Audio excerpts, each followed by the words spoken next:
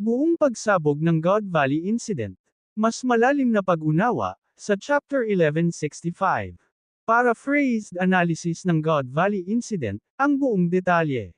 Isang mas malinaw at inayos na bersyon ng iyong paliwanag tungkol sa God Valley Incident at mga kaganapan sa One Piece Chapter 1165.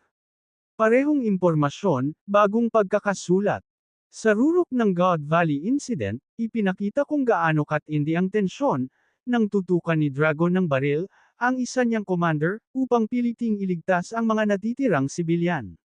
Naiintindihan ang galit ni Dragon dahil sa nakaraang chapter ay nakita nating nadismaya siya matapos mabigong mailigtas ang batang si Shanks. Dito malinaw na inuuna niya ang kaligtasan ng mga inosenteng tao, higit sa anumang utos o tungkulin.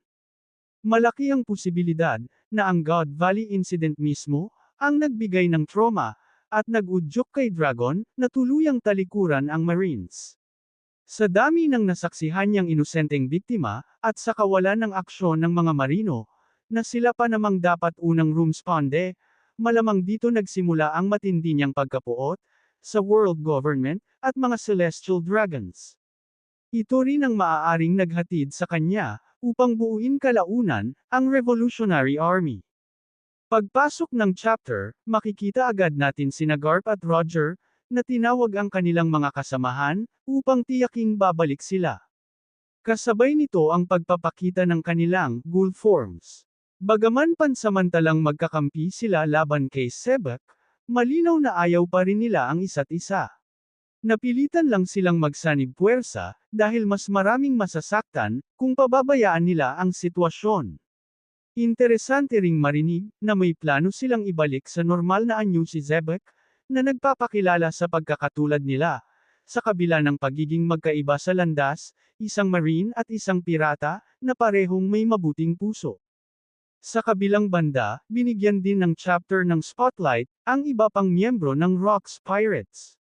Nakita natin sina Kaido, at Big Mom, na nagbabangayan tungkol sa Devil Fruit, na inagaw ni Kaido, dahilan para mas maunawaan natin ang tensyon, sa muling pagkikita nila sa Wano. Ipinakita rin si Struzan, na nag-aanyayang umalis si Big Mom, isang pahiwatig sa matagal nitong pagiging alyado ng babae. Makikita rin si Silver Axe na nagmamadaling makaalis, gayon din si Whitebeard, na piniling huwag makisali sa laban kay Roger. Dahil si Sebek ang kanyang kapitan, mahirap para sa kanya na patayin ito, katulad ng imposibleng gawin ni Zoro kay Luffy, kahit pa nasa kabaligtaran silang sitwasyon.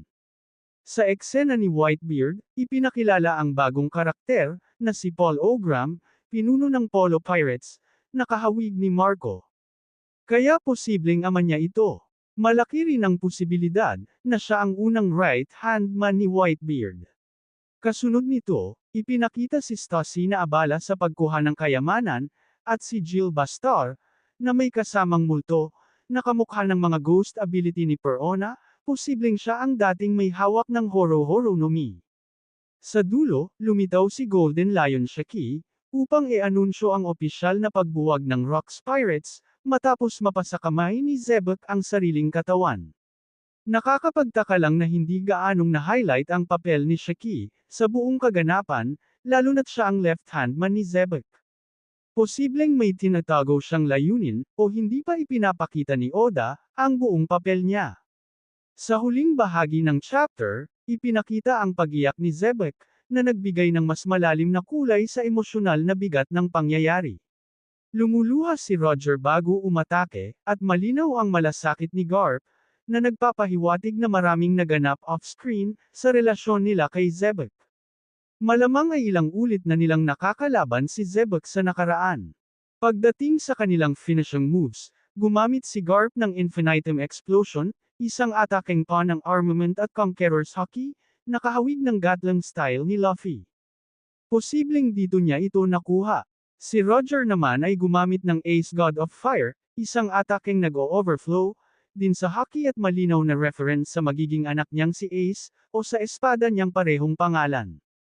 Ito ang naging resulta ng kanilang huling pag-atake laban kay Sebek, biglang tumama kay Sebek ang sabay na atake ng dalawa, dahil dito di na nakapalagpas si Zebak, at bumagsak sa lupa, sabay sabi ni Roger nang, "Yam lang pala ang kaya mo Zebak," at dito nagtapos, ang ating kwento.